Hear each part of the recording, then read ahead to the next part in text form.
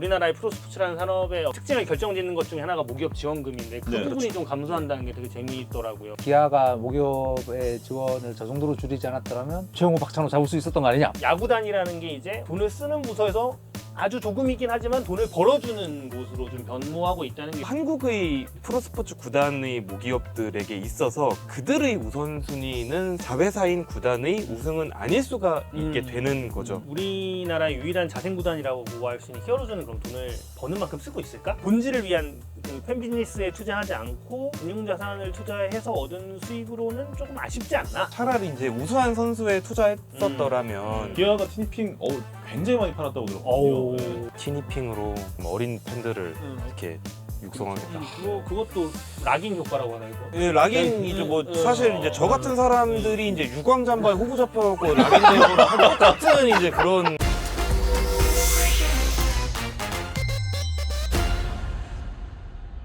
(2025년) KBO 리그 10개 구단 재무제표 특집 야구의 산다를 시작하겠습니다. 안녕하십니까. 저는 이준혁이고요. 오늘 이성훈 기자, 배종훈 기자 함께합니다. 어서 오세요. 안녕하십니까? 네. 안녕하십니까? 그리고 오늘 도와주실 게스트를 모셨습니다. 흰고라는 닉네임으로 알려진 김현성 작가님입니다. 안녕하십니까. 예, 안녕하십니까. 감사합니다. 안녕하십니까. 간단하게 자기소개를 부탁드리겠습니다. 안녕하십니까. 저 김현성 작가라고 하고요. 자살하는 대한민국이라는 책을 쓴 적이 있고 다양한 사회 경제 문제에서 관심이 많은 사람이고 야구 팬한 지는 약 30년 정도 됐습니다. 1994년부터 좋아하는 팀이 LG 트윈스라고.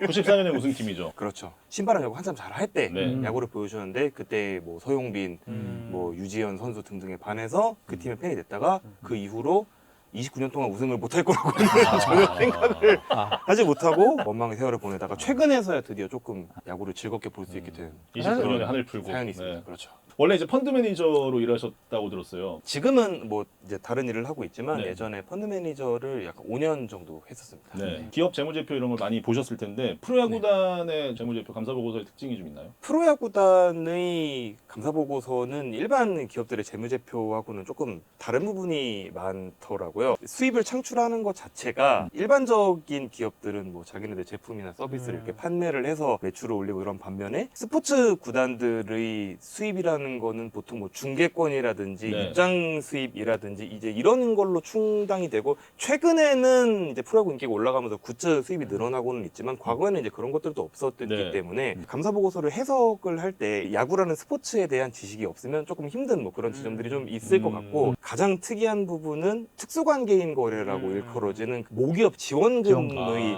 존재가 있는 거죠. 이 모기업 지원금들이 각 구단들 재무제표에 어떤 형식으로 녹아져 있는가 이런 것들을 들여다보는 게 또 야구단 재무제표의 한 가지 특징으로 생각을 했던 것 같아요. 네. 그럼 이제 본격적으로 2025년 귀속 감사 보고서에 대한 이야기를 시작해 볼 텐데요. 일단 배정훈 기자가 지난해에도 분석 작업을 하셨었는데 그때와 비교해서 지난 2025년 가장 달라진 게 있다면요? 일단 2024년에 KBO 리그가 처음으로 1000만 관중을 돌파하면서 굉장히 흥행 돌풍을 일으켰었는데 지난해에는 1200만 관중을 돌파하면서 역대 최다 관중 기록을 다시 썼었잖아요. 네. 매출이 지금 최근 코로나 이후에 계속 늘고 있어요. 두 자릿수 성장을 하고 있고 지금 7,600억을 돌파를 했는데 여기에 KT랑 LG의 그 매출 일부 다른 스포츠단, 네, 농구단이라든가 농구단도 뭐 있고, e스포츠단이라든가 네. 이런 게 좀 포함되어 있긴 한데 그 비중이 아주 크지 않기 때문에 사실상 프로야구라는 산업이 7천억 매출을 돌파했다 정도라는 사실을 좀 볼 수 있을 것 같습니다. 이제 1조 시대로 간다라는 매출 썼는데 1조가 약간 대기업의 상징 같은 거지 않습니까? 이 조 단위를 넘어선다는 거는 뭐 경제계에 있어서는 주목받을 수 있을 만한 그런 매출이다라고 이야기는 할 수 있을 것 같고요. 네. 저는 한국 프로야구를 굉장히 사랑하지만 객관적으로 비교한다라고 했을 때는 유럽 5대 리그 23, 24 시즌 매출이 약 200억 유로 정도가 나왔거든요. 200억으로. 200억 유로면은 지금 환율로 따졌을 때 현화로 대충 한 34조 원 정도 나옵니다. 근데 이제 뭐 이거는 사실 동등하게 비교는 어렵죠. 왜냐면은 유럽 5대 리그는 전 세계인이 즐기는 그렇죠. 스포츠고 이제 KBO는 아직까지는 그래도 우리나라 안에서 제일 인기 있는 스포츠니까 네. 그런 이제 규모의 차이는 어느 정도 있다라고 볼 수 있을 것 같습니다. 네. 그렇게 비교하니까 갑자기 저 숫자가 갓기름 얼구만. 네, 근데 그래도 초라해 수도 있는데. 미미해. 아니 그래도 우리나라에서는 제일 큰 그럼요. 스포츠죠. 예. 네. 자, 매출이 이렇게 성장하고 있는 것과 달리 이제 모기업 지원은 좀 감소를 하고 있다고요. 모기업 지원금이 지금 계속해서 감소 추세인데 네. 코로나 때는 입장 수입이라든가 굿즈 매출이라든가 이런 게 압도적으로 줄어들 수밖에 없는 상황이기 때문에 50%대로 치솟았다가 그 이후로 쭉 떨어져서 지금 25%, 4분의 1 정도 수준으로 떨어졌고 이게 역대 최저 수치입니다. 우리나라의 프로스포츠라는 산업의 특징을 결정짓는 것 중에 하나가 모기업 지원금인데 그 네, 부분이 그렇죠. 좀 감소한다는 게 되게 재미있더라고요. 구단별로 보시면 좀 특징이 좀 도드라지는데 네네. 특히나 히어로즈가 이제 지금 키움증권하고 연간 110억 원의 네이밍 스폰서를 맺고 있는데 올해 그거보다 안 되는 구단이 3구단이나 나왔다는 게 굉장히 좀 특징적인 부분이라고 할 수 있을 것 같고 NC는 좀 예상을 했던 부분이 좀 있었어요. 지난해 이미 대폭으로 지원금을 많이 감소시킨 부분이 있었고 네. 원래 200억대 뭐 코로나 때 300억대까지 주던 지원금이 지난해 117억으로 줄었고 올해 한 번 더 줄 것이라는 게 어느 정도는 좀 알려진 부분이었는데 기아랑 한화가 이렇게까지 지원금이 줄 거라고는 생각을 못했던 것 같아요. 기아는 그러니까, 반토막이고 한화도 거의 반토막. 자체로 발생시키는 매출이 늘어나는 만큼 모기업에 대한 의존도는 줄일 수 있게 되었다. 뭐 이렇게 해석을 하는 게 맞는. 매출이 늘어난 것만큼 모기업 지원금도 줄어든 거는 사실인데 모기업 지원금이 줄어든 게 양날의 칼의 성격이 있지 않나라고 생각을 했던 거는 기아 같은 경우에는 모기업 지원금도 줄어들었지만 선수단 운영비도 같이 맞습니다. 감소를 한 부분이 있고 KT 같은 경우에는 모기업 지원금이 굉장히 높은 수준으로 유지가 되고 있잖아요. 근데 선수단 운영비가 오히려 크게 늘어났어요. 네. 프로야구 이렇게 구단들이 자생을 도모할 만한 그런 매출 규모의 성장을 이뤄낸 것은 사실입니다. 사실이지만 프로스포츠 구단으로서 성적을 내기 위해서 적극적으로 투자를 한다든지 아니면은 뭐 왕조를 노린다든지 팬들을 계속 이제 팬으로 붙들어 두기 위한 투자를 할 때에는 여전히 조금 모기업 지원금의 존재에서 완전히 벗어나지는 못한 게 아닌가라는 생각은 조금 들긴 하더라고요. 단적인 예로 기아가 모기업의 지원을 저 정도로 줄이지 않았더라면 최용호 박찬호 잡을 수 있었던 거 아니냐? 도식적으로 생각하자면. 무의식적으로 생각하자면 사실 그럴 수는 있죠. 그렇기 때문에 구단들이 자체적인 수입만으로 미래를 위한 투자를 하려면은 사실 앞으로 조금 더 많이 성장을 해줘야 된다. 세금 부분이랑도 좀 연관이 좀 돼 있다고 얘기를 들었는데 그러니까 예를 들어서 매출을 많이 일으키고 영업이익을 많이 일으키고 그래서 뭐 세금이 늘어난 부분을 기업들이 좀 피하려고 하는 부분도 있지 않냐 그래서 모기업 지원금을 좀 조절하는 거 아니냐 뭐 이런 얘기도 좀 있던데 혹시 거기에 대해서는 어떻게 봐야 될까요?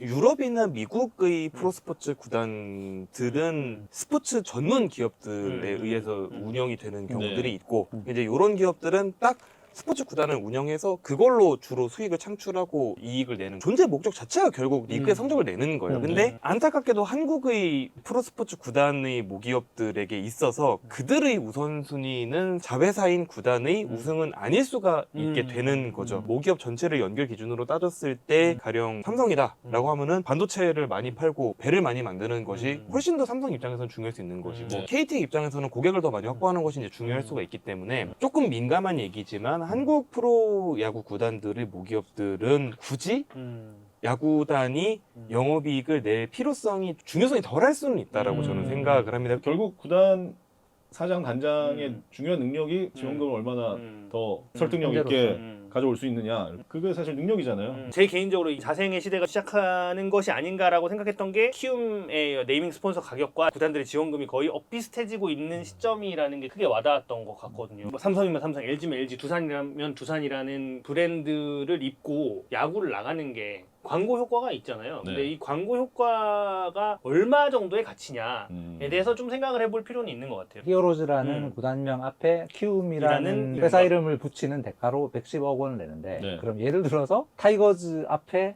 다른 기업이 만약에 붙을 수 있다면 이거 얼마의 가치냐라는 이제 문제 기업계에 계시니까 네. 프로야구 팀의 어느 팀의 앞에 우리 회사 이름을 붙일 수 있어. 네. 이건 어느 정도의 가치가 있다고. 이거는 우리 회사의 이름이 매일 6시 반에 방송 매일매일 3시간 나와요. 동안 계속 사람들이 돌리고 계속 얘기해. 제가 개인적으로 볼 때는 프로야구 구단 하나만을 놓고 얘네의 홍보 효과가 얼마냐 이거는 성적에 따라서 또 얼마든지 변동이 될 수 그럴 수 있는 있죠. 아, 근데 네. 이제 굉장히 때문에. 극도의 성적 지상주의. 약간 그 29년의 한이 29년의 한이. 오늘 전체적으로 뭔가 성적 성적이 안 중요한 거니까. 되면 뭐 뭔 가치가 있냐. 브랜딩 가치라는 거는 각 지역에서 이제 얼마나 또 고정 팬층을 확보하고 있는가 그렇죠. 뭐 이런 거에 네. 대해서 다 너무 변수가 많아서 어떤 구단이 얼마의 가치를 가진다라고 딱 잘라서 말씀드리기는 좀 어렵겠습니다만은 히어로즈가 지금 현재 네이밍 스폰서로 지불하고 있는 가격이 어느 정도의 기준점은 될 수 있지 않나 정도로 생각을 하고는 있어요. 만약에 굉장히 막강한 팀, 옛날 삼성처럼 통합 4연패를 한다라고 하면은 저 110억보다는 높은 가격을 부를 수 있는 기업들이 얼마든지 있을 것이고, 근데 8888 577을 찍는다라고 했을 때 비밀번호를 뭐 6668, 58, 7667을 찍는다라고 했을 때는 110억은 좀 숫자가 거침없이 나오시네요. 이렇게 생각할 수는 있다라는 그렇죠. 거죠. 네.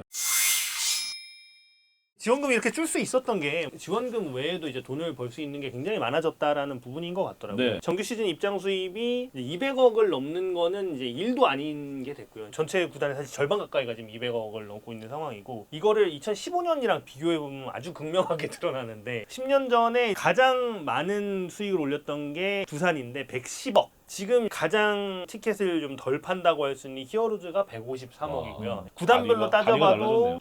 2배에서 최대 거의 4배 가까이가 입장 수익이 늘어나다 보니까 어느 정도 이걸로 구단의 살림살이를 할 수 있는 환경이 됐다고 보는 게 맞는 거고, 한화, 삼성, NC, 히어로즈는 전체 매출의 사실상 3분의 1이 정규 시즌 입장 수익. 포스트 시즌 빼고. 포스트 시즌 빼고 네. 정규 시즌 입장 수익으로만 매출의 거의 3분의 1 가까이를 달성하고 있다라는 게 재미있는 부분이고, 2015년에도 상품 매출을 따로 공시했고 2025년에도 상품 매출을 따로 공시한 곳이 롯데, NC, 한화인데 네. 롯데가 2015년 17.9억에서 66.9억이 됐고요. NC가 3.4억이었는데 88.8억이 됐고요. 와. 하나가 2.3억에서 3.3억이 됐습니다. 네. 그러니까 이걸 보면 알 수 있죠. 구단이 어떤 식으로 상품 매출을 이제 운용을 하고 있는가를 볼 수 있는데, 한화는 이제 그 구조가 좀 달라서 하나는 스파이더 같은데 이제 외주를 주는 거죠. 대신에 너네가 뭐 판매하는 거에 얼마를 우리한테 줘 라는 구조로 가고 있고, 로열티를 지급하는 구단, 직영을 하는 구단 여러 구단이 있겠지만 기본적으로 굿즈 매출이라는 게 한 6, 7배 늘었다라고 보는 게 맞을 것 같아요. 김도영 유니폼만 2024년에 100억을 넘게 팔았다는 그런 소문이 있는 기아 타이거즈 같은 경우에는 모기업 지원금이 올해 엄청 극적으로 줄어서 49억이잖아요. 네. 근데 2025년에 상품 매출이 368억인데 여기서 상품 매출 원가를 뺀 거를 순매출 그걸 계산을 해봤더니 그 순매출이 모기업 지원금의 3배. 와. 진짜 엄청난 수치인 게 옛날엔 정말 상상할 수도 없었던 수치이고, 기아 같은 경우는 이건 직영을 하고 있으니까 물론 직영을 했을 때 리스크가 있죠. 뭐 재고 관리라든가 그렇죠. 뭐 여러 가지 의류 같은 경우 특히나 그런데 그 리스크를 떠났더니 이 정도의 순매출이 와. 발생했다. 이게 정말 지금 프로야구의 대단한 부분이고, 이거 티니핑의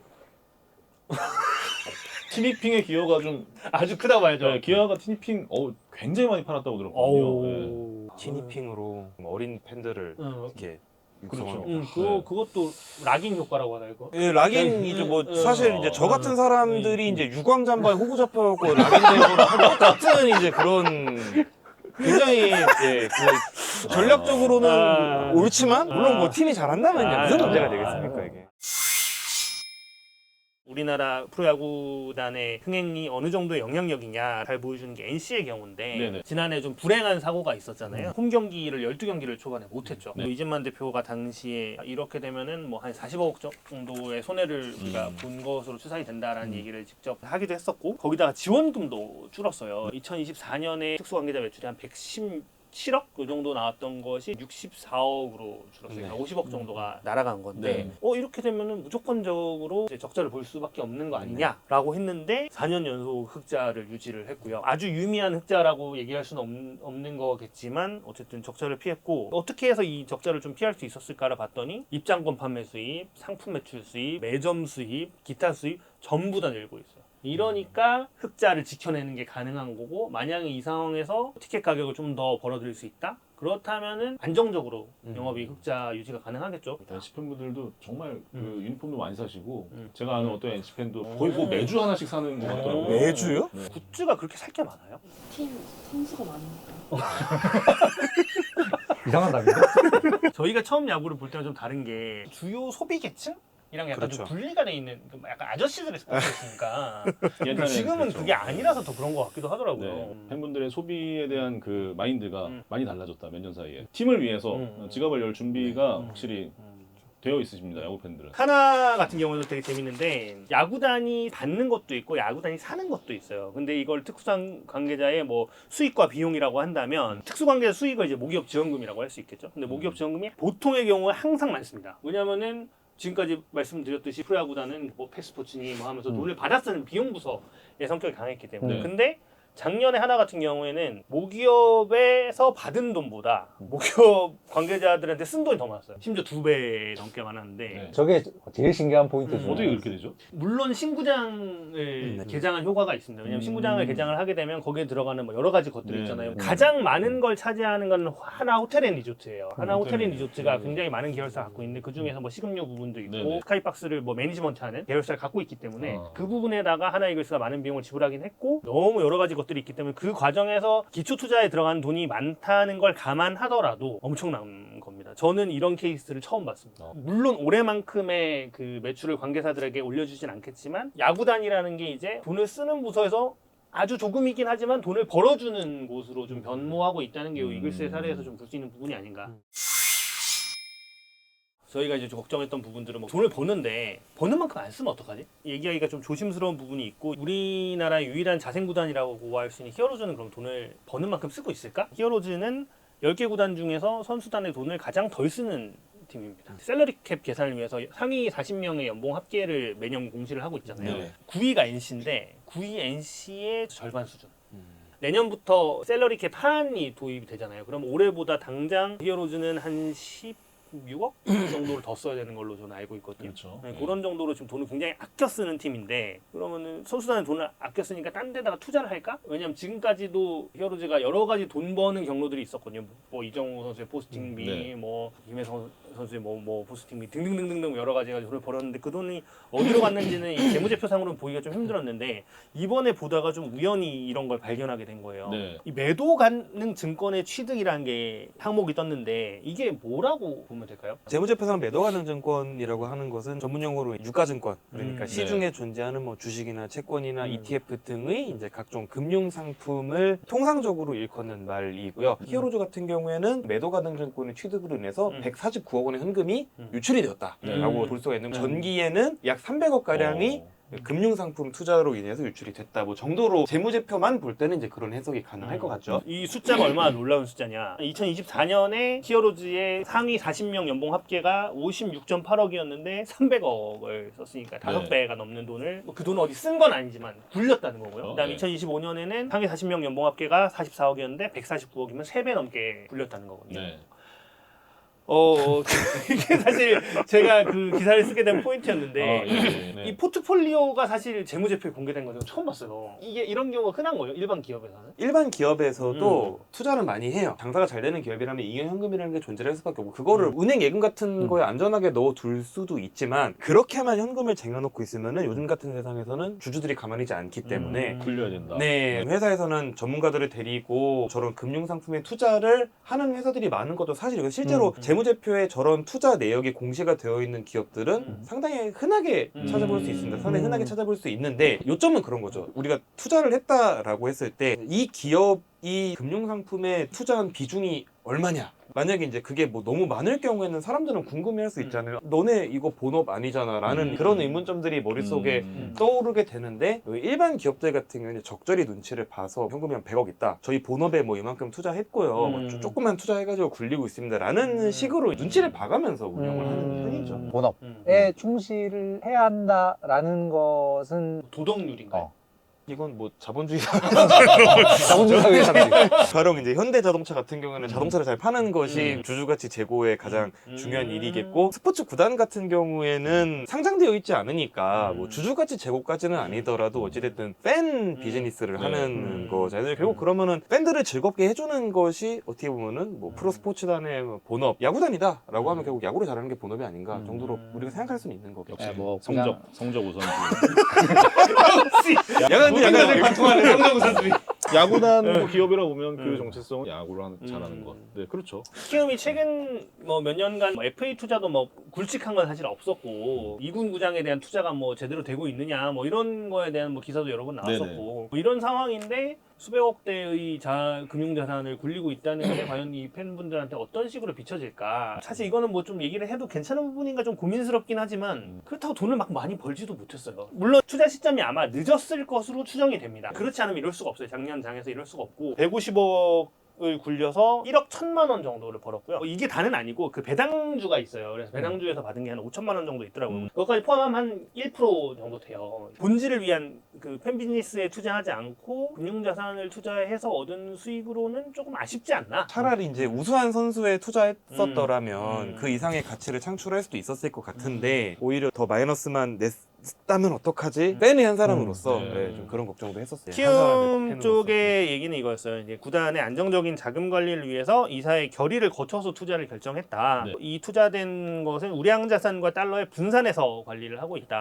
특히나 달러 자산 같은 경우에는 외국인 선수 급여 같은 거 이제 달러로 나가니까 그런 부분에 이제 활용을 하고 있다. 뭐 어쨌든 투자 모르겠습니다. 리스크는 네. 최소화하고 있다. 많이 보신 분들은 너무 잘 아시겠지만 히어로즈가 이장석 그 대주주와 네네. 홍성은이라는 분과의 그 지분 다툼이 좀 네네네. 있어요. 그래서 그걸 가지고 지금 계속 소송이 좀 진행되고 있는데 네. 감사 보고서에 93억 원 정도의 손실을 재무제표에 반영했다라고 했고 실제로 지금 히어로즈가 홍성은 회장 측에 93억 원 가까운 돈을 갚은 것으로 알고 있고요. 2008년부터가 아마 시작됐을 거예요. 오래된 지분 싸움이 이제 거의 마무리 단계에 이르러서 그 뒤에 어떤 구단의 시나리오가 전개될지 매우 궁금하다. 궁금합니다. 구단의 가치를 평가받을 수 있게 됐다, 제대로. 너무 재밌네요. 기업적인 측면에서 야구단의 살림살이를 좀 알아볼 수 있는 시간이었던 것 같고 오늘 이 시간 마치면서 우리 작가님의 LG 야구를 향한 한마디 들어보겠습니다.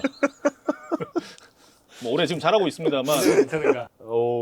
갑자기 카메라를 똑바로 보면서 얘기를 하려고 연민환 그러니까. 감독님의 아니, 영상 편지 막 이런 거. 유튜브 엄청 많이 아, 찍으셨는데 너무 왜 이렇게 네. 긴장을. 응원의 한마디. 너무 쑥스러운데 네. LG 트윈스 왕조건설 화이팅입니다. 통합 10연패를 향한 발걸음 응원하겠습니다.